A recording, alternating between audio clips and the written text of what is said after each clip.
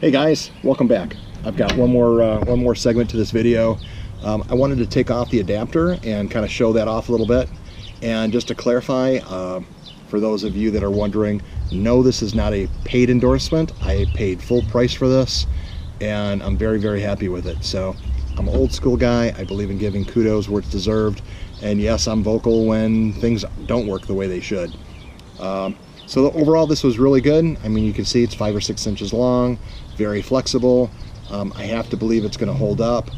All the connectors seem to be glued and sealed very well. I can tell you that I had it on and off the two different machines, the CTX and the Equinox, a number of times. Never saw any traces of water on the inside. What I did do though, however, is I did put some silicone in the male threads on both my headphones and the male end of that goes in the CTX or in the Equinox. I don't know if that's required. I don't know if it's recommended. To me, it made sense since I'm using the silicone for my O-rings on the CTX. I wanted to make sure that, you know, any water was repelled as well as possible.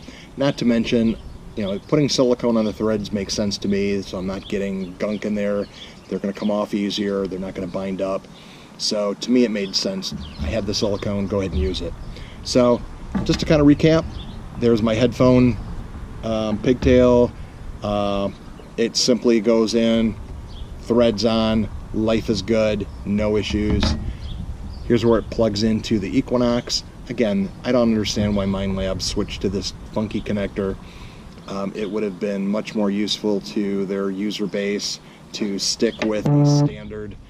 They didn't. I have to presume it was for money to make more sales, but that's just the cynic in me.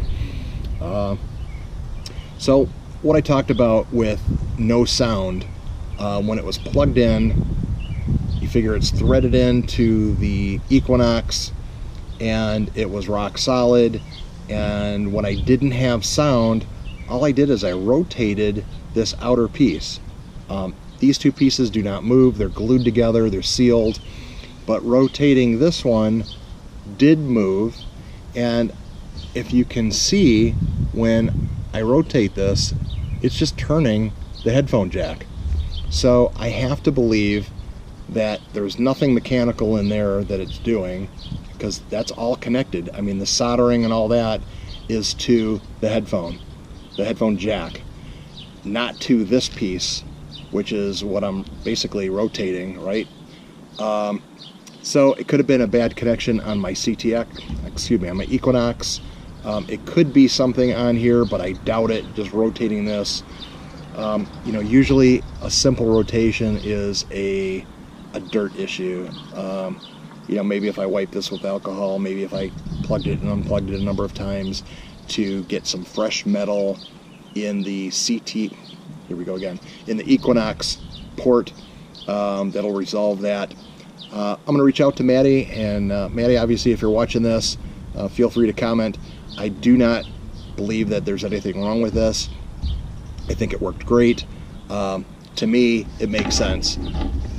I've got Grey Ghost headphones. They're good quality headphones. Why do I want to spend another $180 on headphones when for under $60 I bought these and they work great? I have one set of headphones and I can go hunting in the water no matter what machine I use with one set of headphones, switch them back and forth. Life is good. Other people, you might want to have a separate set for each. Hey, knock yourself out. But for me, with the availability or lack thereof of the headphones, waterproof headphones for the Equinox, this made sense. For me, it's more convenient. I'm going to keep it in my bag for water hunting, and it worked well. So hope you guys enjoy the video. Hope you enjoy the sound tests, and maybe a little bit quieter, but the Equinox overall is a quieter machine than the CTX anyway. So keep that in mind when you're watching the videos, because overall, what I probably should do in the future is compare regular headphones with the waterproof headphones.